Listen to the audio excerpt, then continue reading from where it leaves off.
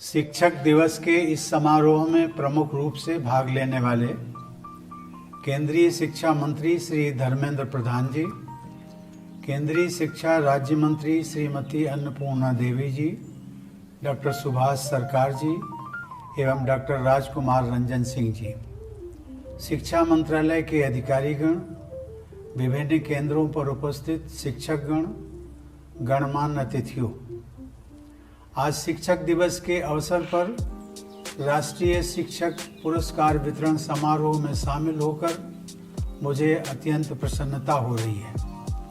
मुझे और भी अधिक प्रसन्नता होती यदि हम सब एक ही स्थान पर एकत्रित होते, परंतु विगत वर्ष की तरह इस साल भी कोविड की महामारी से उत्पन्न परिस्थितियों ने हमें सबको सामूहिक उपस्थिति से वंचित रखा है।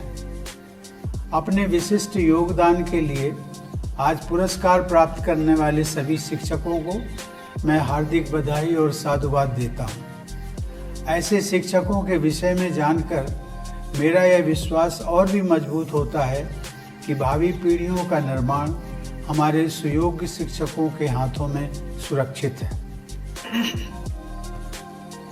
यह हम सभी को ज्ञात है कि शिक्षक दिवस का आयोजन पूर्व राष्ट्रपति डॉक्टर सर्वपल्ली राधाकृष्णन के जन्मदिन के उपलक्ष्य में 5 सितंबर को मनाया जाता है। डॉक्टर राधाकृष्णन एक दार्शनिक और विद्वान के रूप में विश्वविख्यात थे। यद्यपि उन्होंने अनेक उच्च पदों को सुशोभित किया, परंतु वो चाहते थे कि उन्हें एक शिक्षक के रूप में ही याद किया जाए। डॉक्टर राधाकृष्णन ने एक श्रेष्ठ शिक्षक के रूप में अपनी अमिट छाप छोड़ी है। सबके जीवन में शिक्षकों का अत्यंत महत्वपूर्ण स्थान होता है।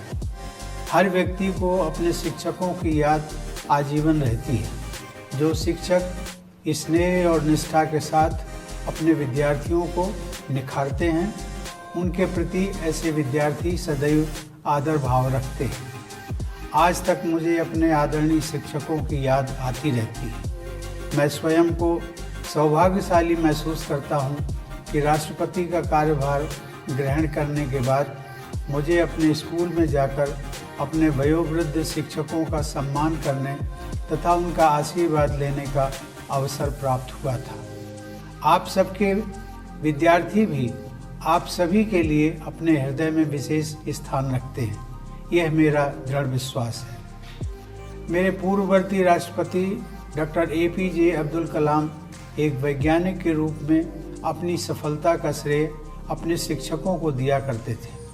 वे अपने स्कूल के एक अध्यापक के विषय में बताया करते थे कि जिनके पढ़ाने की रोचक शैली के कारण बचपन में ही उनमें एरोनॉटिकल इंजीनियर बनने की ललक पैदा हुई। डॉक्टर APJ अब्दुल कलाम विद्यार्थियों को पढ़ाने के लिए इतने उत्साहित रहते थे कि उन्हें जब भी अवसर मिलता था वे अध्यापन कार्य में लग जाते थे। ऐसी विभूतियों ने समाज के निर्माण में शिक्षकों के कार्य की महत्ता को रेखांकित किया है।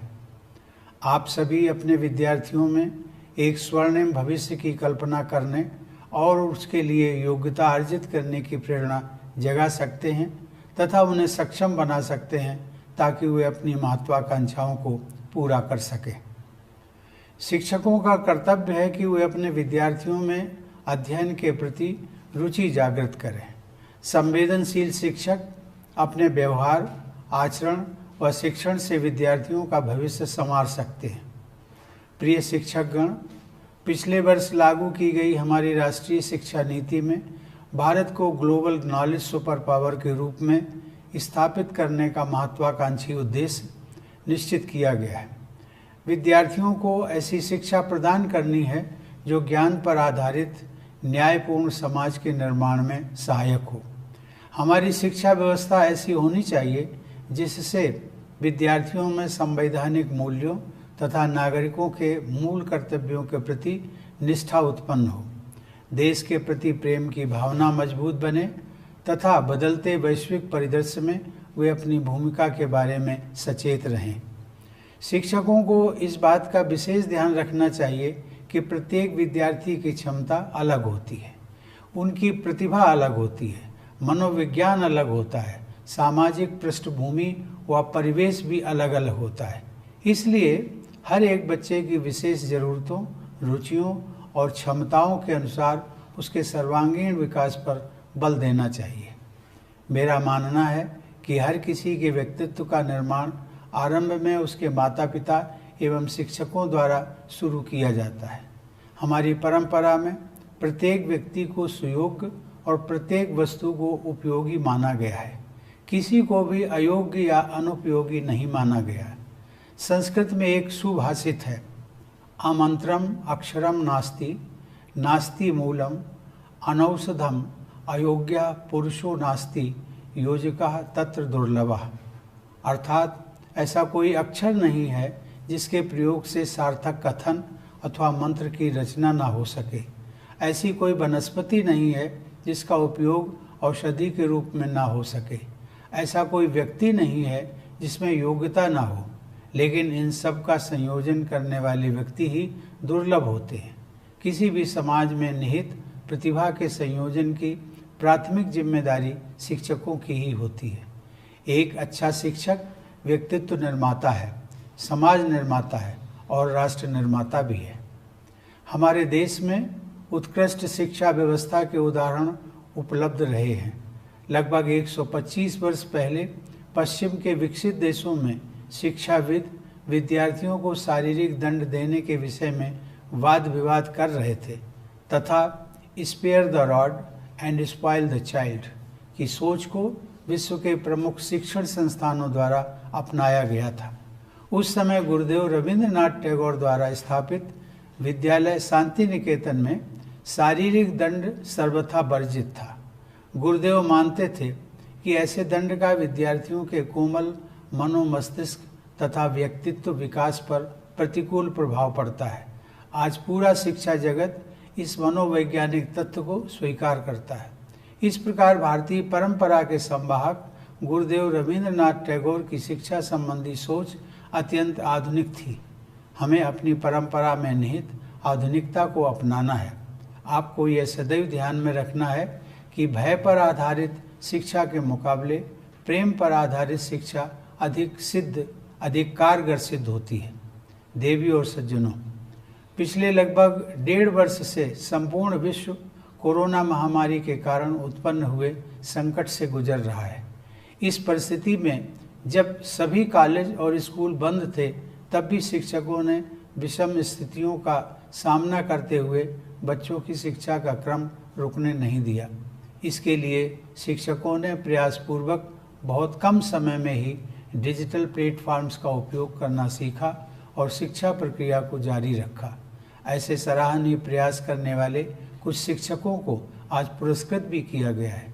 मुझे बताया गया है कि कुछ शिक्षकों ने अपनी मेहनत और लगन से स्कूलों में उल्लेखनीय बुनियादी सुविधाएं विकसित की हैं। मैं ऐसे समर्पित शिक्षकों को साधुवाद देता हूं। समस्त शिक्षक समुदाय से मैं यह अपेक्षा करता हूं कि वे बदलती परिस्थितियों के अनुरूप अपनी शिक्षण पद्धति में भी बदलाव करते रहेंगे। शिक्षकों को सक्षम बनाने के लिए केंद्रीय शिक्षा मंत्रालय द्वारा कुछ महत्वपूर्ण कदम उठाए गए हैं।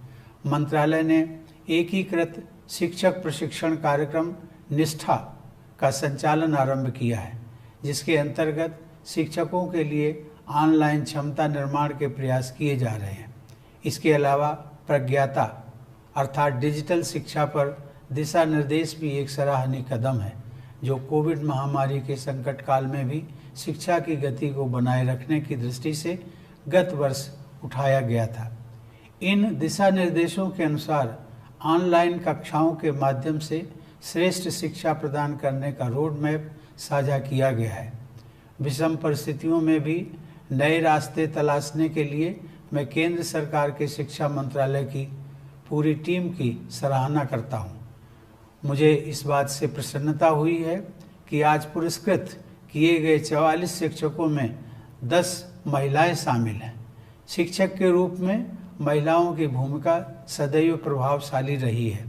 19वीं शताब्दी में ही भारत के सर्वप्रथम बालिका विद्यालय की स्थापना में प्रमुख भूमिका निभाकर विदुषी सावित्रीबाई फूले ने बालिका शिक्षा की दिशा में कालजयी योगदान किया।